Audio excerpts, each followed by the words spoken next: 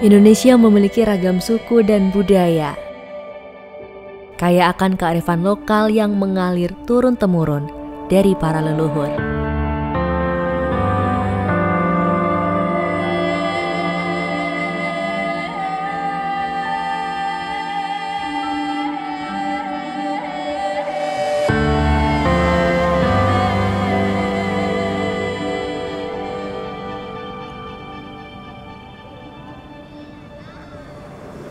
Melopuke, salah satu tradisi yang dijaga turun-temurun oleh masyarakat Minang.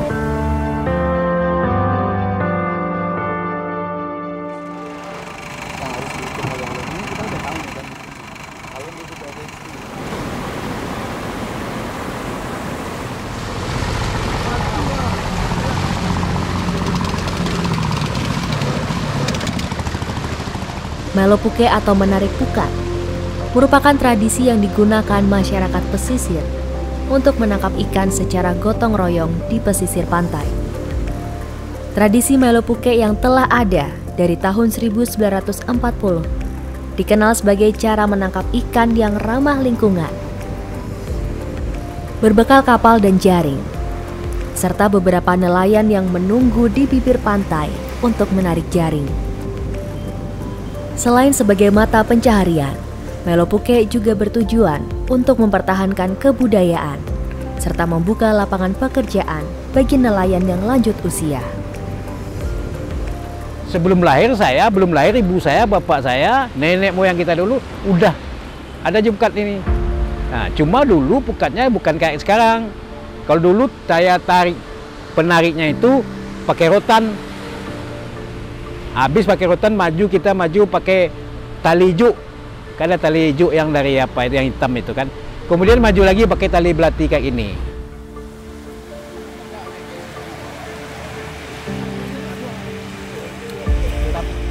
Sesuai dengan apa amanah dari nenek moyang kita, pukat ini adalah peninggalan dari nenek moyang bagi ekonomi yang tidak mampu.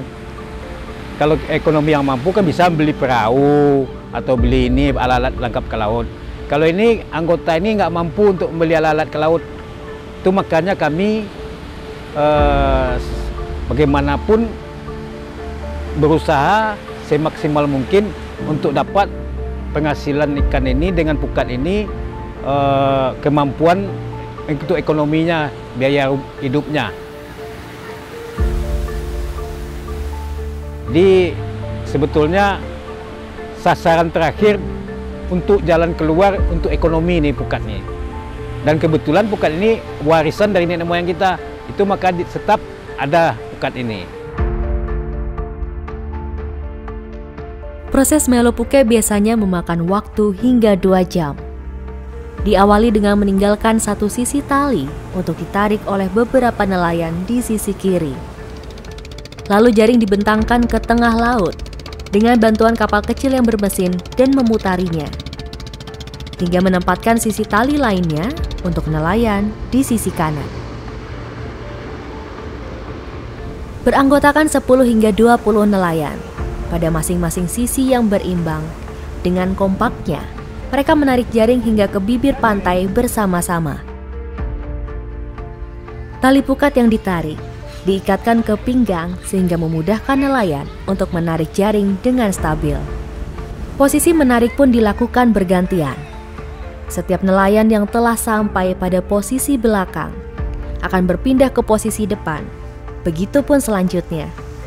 Kalau dari sisi ekonomi tentu sebenarnya ini kalah ya dengan penangkapan ikan melalui kapal. Tapi karena kebersamaan tadi kan nelayan ini punya kelompok.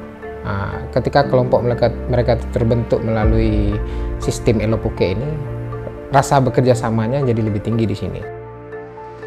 Kerjasama yang solid antara nelayan akan membentuk rasa solidaritas untuk saling membantu. Hasil tangkapan bersama kemudian akan dibagikan secara merata, baik itu untuk para nelayan yang menarik pukat, pemilik jaring, pemilik kapal, hingga nelayan lain yang ada di sekitar. Nah, kemudian tradisi ini menjadi tradisi yang turun-temurun karena dianggap salah satu solusi bagi masyarakat untuk meningkatkan ekonomi ketika pada saat mereka tidak bisa melaut. Nah, sekarang malah menjadi daya tarik tersendiri bagi masyarakat Elopuke ini.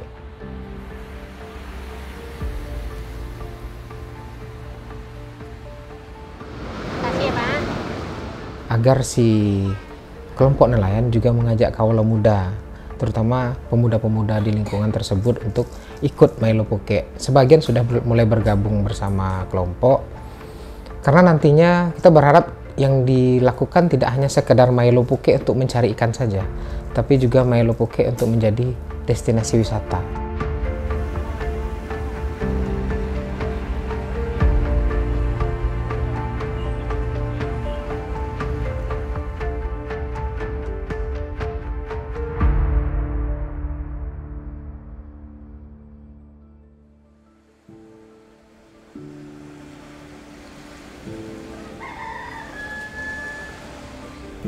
Meskipun banyak nelayan mulai memilih untuk menangkap ikan dengan alat penangkap ikan yang lebih modern, namun tradisi Mailopuke tetap dilestarikan hingga saat ini.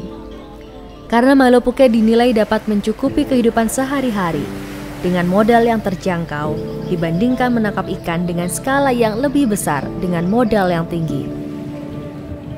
Ya, kalau pukat ini modelnya itu sama. Bedanya sekarang dengan dulu. Pertama, pukat dulu itu agak kecil sedikit dari ini. Yang kedua, benangnya benang Medan. Nah, itu. Kalau sekarang kan benangnya tertoron. Nah, itu aturannya ada itu. Dari yang rapat 1 inci sampai 1,5 inci. Ini sampai ini berapa ini kira-kiranya? 1 meter ini. Nah, itu ada aturannya, dari yang rapat jarang juga gitu. Karena kita itu sifatnya pukat ini menipu ikan. Nah, ditipu dengan yang jarang ini dia akan terambat itu kan. Nah, dia tenang juga, kita tarik terus. Akhirnya tiba di yang rapat, dia nggak bisa keluar lagi. Maka itu dia terbawa. Nah, itu. Tapi kalau sebesar ini dari ujung sana sampai sini, dia nggak kena sama kita ini. Nggak dapat kita. Bisa keluar dia kan. Nah, ini sampai serapat ini. Ini namanya kandunya, ini kantong ikan. Tradisi Mailopuke yang menggunakan alat tangkap ramah lingkungan jenis jaring tarik pantai, termasuk dalam alat penangkapan ikan atau api yang diperbolehkan dalam Peraturan Menteri Kelautan dan Perikanan Nomor 18 Tahun 2021 tentang penempatan alat penangkapan ikan dan alat bantu penangkapan ikan di wilayah pengelolaan perikanan negara Republik Indonesia dan Laut Lepas, serta penataan andon penangkapan ikan. Aktivitas kegiatan penangkapan dilakukan di pesisir pantai, ya, dengan tadi melingkarkan jaring, kemudian jaring itu akan berada di dasar perairan, sehingga mereka lakukan berdasarkan kondisi di lapangan dan juga pengalaman, di mana mereka akan lakukan kegiatan penangkapan ini di daerah yang aman, ya, artinya aman dari sisi pengoperasian jaringnya yang tidak akan tersangkut, ya, apabila dioperasikan mungkin di daerah karang ataupun di daerah yang masih banyak dangkalan dasar perairan yang berbatu. Dikarenakan memang sasaran utama yang pernah digunakan adalah ikan teri, memang digunakan bagian kantong berbentuk waring. Ini yang menjadi salah satu perhatian, memang pada saat digunakan waring memang semua jenis ikan akan tertangkap di sana. Nah, ini yang menjadi salah satu pemikiran ke depan, bahwasanya sumber daya yang cukup beragam, ya, jenisnya, kemudian ada rantai makanan di sana, sehingga hasil tangkapan tidak sebatas ikan teri, namun juga ada hasil tangkapan lainnya atau sampingan. Perkembangannya, nelayan juga sudah menggunakan pukat tarik pantai ini dengan menggunakan kapal yang disebut dengan payang. Dia mengoperasikan untuk bisa agak tengah, ya, agak di tengah untuk mengejar gerombolan ikan. Ya, jadi banyak sekali sebenarnya teknologi bisa digunakan, namun kita perlu nanti mendorong usaha mereka lebih maju ke depannya dengan memanfaatkan sumber daya secara bijak atau bertanggung jawab, sehingga harapannya ke depan dengan penangkapan ikan terukur ini sumber daya dapat dimanfaatkan secara lestari dan berkelanjutan. Komitmen masyarakat nelayan di Kota Padang dalam melestarikan Mailopuke tidak lain adalah untuk menjaga ekosistem bawah laut agar tidak rusak. Seiring dengan perkembangan zaman, di mana permintaan akan hasil tangkapan laut semakin meningkat setiap tahunnya, PBB melalui FAO menetapkan tata cara bagi kegiatan penangkapan ikan yang bertanggung jawab dengan 9 kriteria bagi teknologi penangkapan ikan ramah lingkungan, di antaranya memiliki selektivitas tinggi, hasil tangkapan sampingan atau bycatch rendah, hasil tangkapan berkualitas tinggi, tidak merusak habitat atau lingkungan atau destruktif, mempertahankan keanekaragaman hayati, tidak menangkap spesies yang dilindungi atau terancam punah, pengoperasian api tidak membahayakan keselamatan, tidak melakukan penangkapan di daerah yang terlarang, dan dapat diterima secara sosial. Adapun alat penangkapan ikan yang diperbolehkan yaitu yang pertama, kelompok jaring lingkar atau surrounding nets. Yang kedua, kelompok penggaruk atau dredges. Yang ketiga, kelompok jaring angkat atau lift nets. Yang keempat, ada kelompok jaring insang atau gill nets and entangling nets. Yang kelima, kelompok perangkap atau traps. Yang keenam, ada kelompok alat yang dijatuhkan atau falling gears. Yang ketujuh, ada kelompok pancing atau hooks and lines. Dan yang terakhir, ada kelompok alat penjepit dan melukai atau grappling and wounding. Penggunaan alat tangkap di wilayah Sumatera Barat ini khususnya di daerah sekitar Padang dan sekitarnya banyak menggunakan alat-alat tangkap memang yang masih tradisional atau konvensional sesuai dengan tadi sasaran jenis ikan yang akan ditangkap. Ya, selain tadi maleo puke, pekat tarik, juga ada yang menggunakan payang. Ya, payang itu pekat tarik ya, dengan sasaran ikan pelagis. Ya. Dan juga ada menggunakan untuk ikan dasar atau demersal, ada rawai dasar, kemudian ada pancing ulur yang hasilnya cukup baik karena memang masih banyak potensi sumber daya di ikan demersalnya. Kemudian juga ada bagan perahu, di mana bagan perahu ini ada yang skala kecil ya di bawah 30 JT dan juga ada yang berkembang ini sampai di atas 30 JT. Banyak peran KKP khususnya pemerintah pusat dalam mendukung upaya-upaya ke depan ya agar khususnya usaha penangkapan ikan ini berkelanjutan ya, yaitu dengan melakukan banyak sosialisasi ya, sosialisasi pada nelayan, penggunaan alat tangkap yang ramah lingkungan, bahkan juga pendampingan.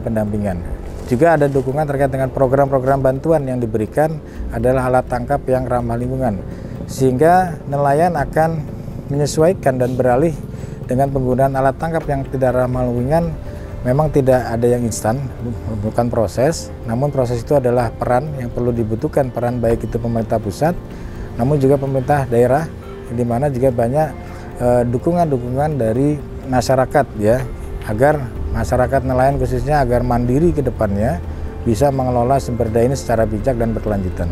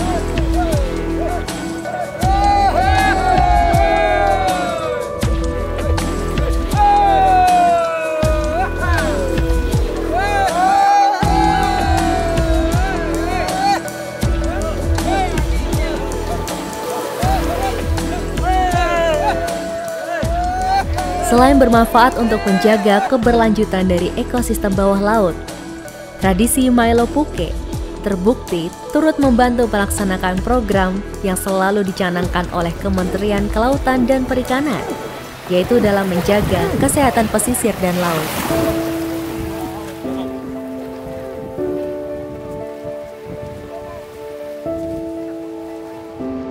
Dari hasil tangkapan Puke, kerap kali terdapat sampah yang ikut tersangkut dalam jaring. Sampah tersebut dikumpulkan oleh nelayan untuk kemudian dibuang ke tempat pembuangan sampah. Ibaratnya tergantung pada yang satu. Kadang-kadang dapat banyak, kadang-kadang sedikit, kadang-kadang sampah lagi dapat. Ikannya nggak dapat. Sampah itu bukan sampah dari laut itu. Sampah itu datangnya dari sungai. Dari sungai nanti mengalir ke laut. Nanti pas kita mukat, terbawa oleh pukat. Ikannya nggak ada. Sampah yang kita bawa. Nanti dimasukkan ke dalam keranjang, nanti kami buang kemana, misalnya ada tempat sampah dibuang di sana. Atau nanti sampah itu digali, pasir ini ditimbun. Tengok kondisi lah, kalau sampah itu misalnya sampah-sampah daun kayu apa, itu digali aja tuh. Tapi kalau plastik apa itu tetap ada pembuangannya. Soalnya kalau plastik itu dikumpulkan di sini kan datang ombak nanti kan terbongkar lagi ke atas. Tapi kalau ada daun kayu apa dikumpulkan, dia kan jadi tanah.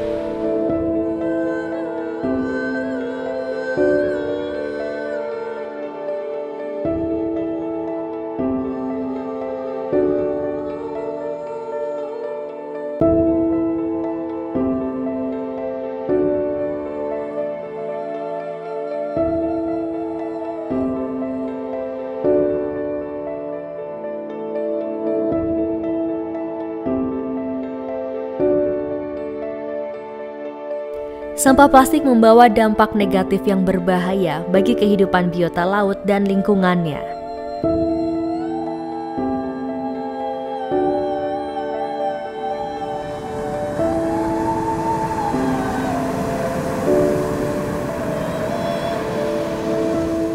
Dampak atau bahaya dari sampah jenis plastik ini tidak lain dapat mencemari laut sehingga mengganggu rantai makanan dan membunuh biota laut. Dibutuhkan 50 hingga 100 tahun lamanya agar sampah plastik dapat terurai. Guna mengatasi hal tersebut, Kementerian Kelautan dan Perikanan menginisiasi kegiatan Bulan Cinta Laut dengan gerakan aksi bersih-bersih pantai yang dapat diikuti oleh seluruh elemen masyarakat. Gerakan Bulan Cinta Laut atau Aksi Bulan Cinta Laut yang disingkat dengan BCL adalah gerakan yang berasal dari mandat Peraturan Presiden nomor 83 tahun 2018, di mana Kementerian Kelautan dan Perikanan menjadi Pokja. Di dalam Pokja itu terkait dengan penanggulangan pencemaran pesisir dan laut. Nah, berawal dari mandat tersebut, Kementerian Kelautan dan Perikanan melakukan kegiatan yang disebut dengan kegiatan penanggulangan pencemaran, yaitu pencemaran sampah dan laut. Nah, aksi ini dibungkus dalam kegiatan Bulan Cinta Laut, di mana pada tahun 2012 kita mulai melakukan kegiatan di berbagai lokasi pesisir dan laut. Nah, salah satunya tujuannya adalah bagaimana meningkatkan pemahaman kepada masyarakat, khususnya masyarakat nelayan yang ada di sekitar pesisir dan laut, memberikan pemahaman dan edukasi untuk penanggulangan dan pencegahan sampah yang berasal dari darat atau pesisir yang bisa bocor ke laut. Nah, tentunya memang selain mengedukasi juga kita juga melakukan pemberian sarana dan prasarana untuk pengolahan sampahnya, untuk dilakukan untuk lebih ke arah ke circular economy dan berkelanjutan.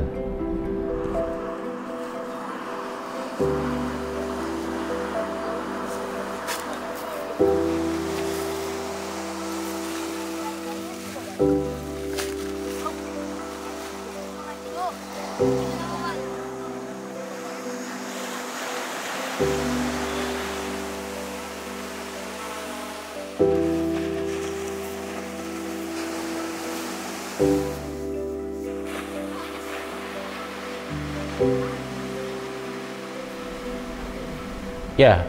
saya pikir kearifan lokal itu contoh kemarin kita lakukan di Kota Padang ya, dengan kearifan lokal bernama Milo Puke. Dan tentunya ini juga sinergi dengan kegiatan yang kita lakukan, Gerakan Bersih Pantai Laut melalui aksi Bulan Cinta Laut atau Gerakan Nasional Bulan Cinta Laut. Tentunya ini berdampak sangat positif sekali. Jadi sekalian menangkap ikan juga mereka juga mengambil sampah. Nah tentunya nanti di Gerakan Nasional Bulan Cinta Laut ini terutama untuk pengolahan sampah kita akan bekerja sama dengan kementerian lain dan mitra-mitra atau stakeholder. Jadi intinya memang kearifan lokal itu sangat mendukung sekali dengan Gerakan Bulan Cinta Laut terkait juga dengan merubah mindset atau pola pikir masyarakat nelayan bahwa sampah itu termasuk daripada salah satu ya untuk kebersihan atau kesehatan laut itu sendiri demi menjaga keberlangsungan populasi atau habitat biota lautnya gitu.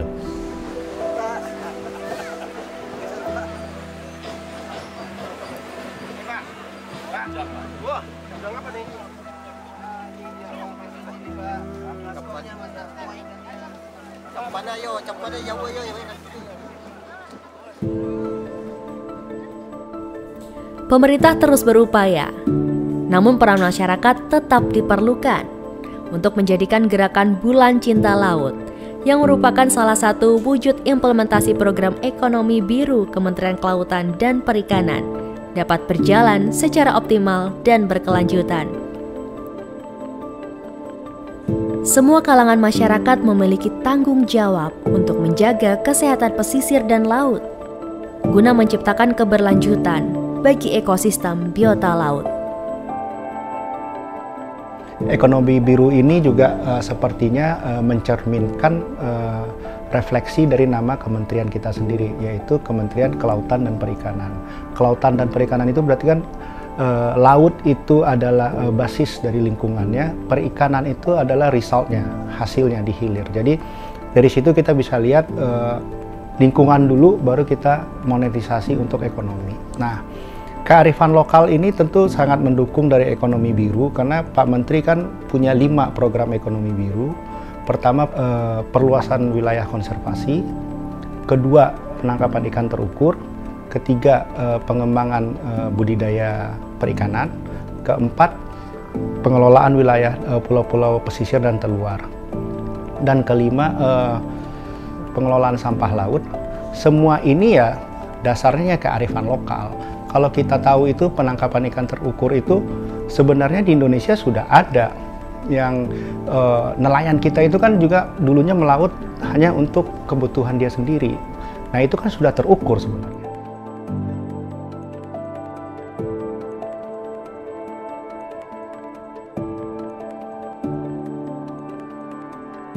Kearifan lokal itu sebenarnya diadopsi karena kondisinya sekarang ya pasti diadopsi sesuai dengan kekinian yang ada. Ya, contohnya lagi misalnya soal kearifan lokal yang ada di Sumatera Barat yang dikenal di Padang itu namanya orang ranah Minang itu biasa Milo Puke atau menarik jaring.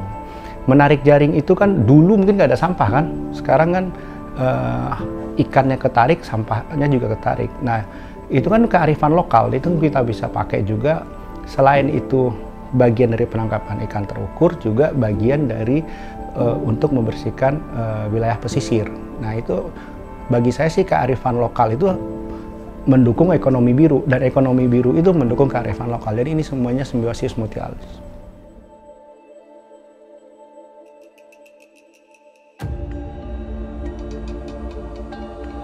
Peran pemerintah dalam mesejahterakan kehidupan masyarakat nelayan, khususnya di wilayah Sumatera Barat, dibuktikan melalui peresmian kampung tematik Elo Puke agar dapat menjadi pemasukan bagi kehidupan sehari-hari.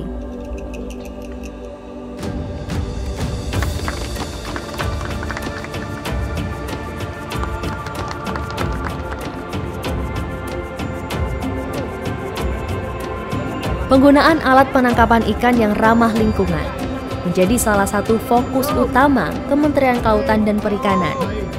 alat penangkapan ikan yang tidak merusak ekosistem laut, serta membantu dalam menjaga kesehatan laut. Diharapkan dapat digunakan oleh masyarakat nelayan di seluruh wilayah pesisir Indonesia. Tentu saja, pengembangan inovasi alat penangkapan ikan akan terus dilakukan guna menambah nilai ekonomi dan mewujudkan kehidupan ekosistem laut, serta pengimplementasian prinsip ekonomi biru yang bukan hanya sekedar menjadi wacana, namun dibuktikan dan nyata dirasakan oleh seluruh masyarakat Indonesia.